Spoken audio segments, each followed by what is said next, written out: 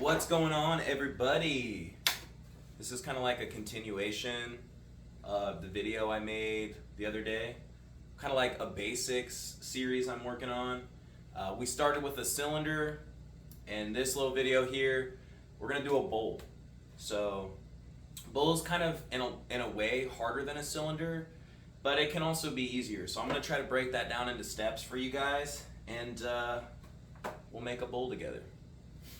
Well, yeah, let's get that going. Alright guys, so I'm going to start here with about a pound of clay in my hand.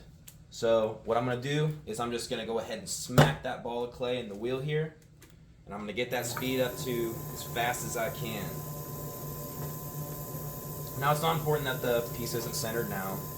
I'm going to show you guys how to do that. You're going to want to anchor your right hand elbow into your waist or your thigh, whatever works best for you. And then what you're going to do is with that anchored right hand, you're going to go ahead and place that on the wheel, and you're going to wrap your left hand, which should also be anchored as well, around the piece. And as long as you're not moving, that piece of clay is going to run true. So that's what we want. Sometimes you can, once you get to this point, if you got a little bit of a nipple on the top, you can go ahead and wrap your right hand around it and do a karate chop to get it nice and flat. There you have it. Now it can help to wrap both hands while grounded around the pot with your eyes closed, and you can feel if that pot is off-centered, which mine slightly is. So what I'm going to do is I'm going to take both hands and I'm going to make this sort of shape around the clay, and I'm just going ahead and bring that clay up into a cone shape. So let's go ahead and do that now.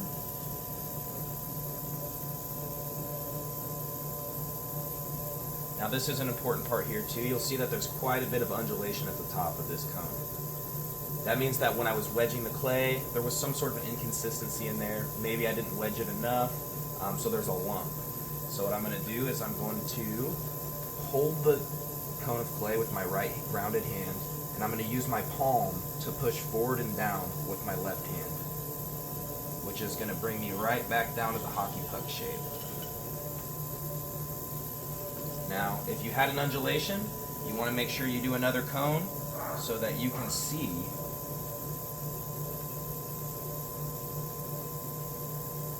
if you're running true or not, which I am not, so I'm going to go ahead and do this one more time. It's important to wedge your clay enough, folks. You really can never wedge your clay enough. So this is pretty much true. So at this point, I'm just going to go ahead and bring that shape back down to the hockey puck. And at this point, we're ready to go ahead and make our bowl. Alright, so we got our hockey puck on the wheel. I'm going to bring the wheel speed to about half speed here. You're going to use your right hand and your thumb to hold the piece, and you're going to use your left hand and your middle finger to make the belly button. This is basically going to mark the center of the hockey puck, and we'll add a little bit of water to it. At this point, we're going to dive in with guiding with our right hand, we're going to dive in with our left hand middle finger, and we're going to go ahead and form our base, or our donut. Now, unlike with the cylinder, we're going to form a base. The base is kind of already there for us now. We just need to form it with our poles. So that's the thing that's kind of a little bit different about making or starting your bowl. So really quickly here, you want a solid lump of clay on the bottom of your pot so that you can make a foot. So I got about 1/4 to 1/2 inch of clay down there, which should definitely be enough to make a solid foot.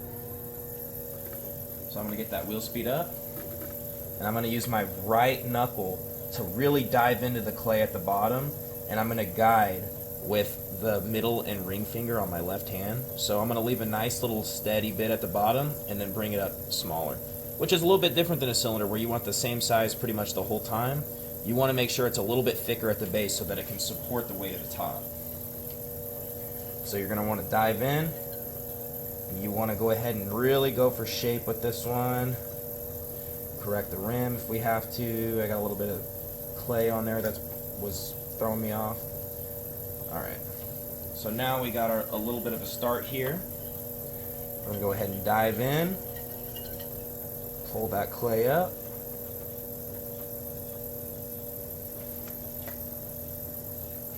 Do that another time here. Sometimes you need to do 3 or 4 pulls. It just depends on like the confidence in your pulls, you know. Alright, I'm gonna go for one more pull here with the wheel speed. Just a bit slower here. And with this one I want to try to go for more shape. So I'm really gonna try to pull that out. And really, guys, that's about it.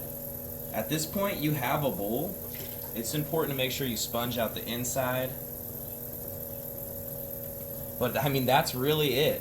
What we're going to do now is we're going to go ahead and trim the base. This is going to save us some time later. And we're going to use our throwing tool. And we're going to go ahead and try to scrape off some of that slip on the outside of the pot. I like to use the wood, the steel rib, because I just feel like it helps burnish it a little bit. Takes a little bit more slip off. This is also going to make it a little bit easier to take off the wheel, which can be hard for people to do. So once again, I'm just going to go ahead and clean out the inside of the bowl. I'm going to stop my wheel. It is also a good note to take a chamois and go ahead and chamois the rim here. I'm also going to add like a little bit of flavor. Oops, I had a little bit of a disaster there. I'm going to add a little bit of flavor to the rim by just kind of pressing 2 fingers in there and giving a little bit of a lip. That's going to help when people drink out of it or whatever. We'll just add a little bit to that experience. So we'll make a little bit of a lip here, bringing it in. I'm going to go over that with the chamois once again. This is just a good old-fashioned Buffalo Trace whiskey cork with a little tack and a piece of chamois from my last eye doctor appointment. Now, this is a part that can be really hard for people to get right. You're going to want to taut wire, so you're going to want to take your wire, wrap it around your hands. With 2 thumbs, you press on the wheel as firmly as you can, and you're going to slide right through it. So I'll demonstrate. We want to get the wheel going just a little bit, and it'll just like that. Always try to pull away from you, or always try to push away from you, never pull towards you. And finally, the last and most important part is taking the pot off the wheel. So what you're going to want to do is you're going to take both hands.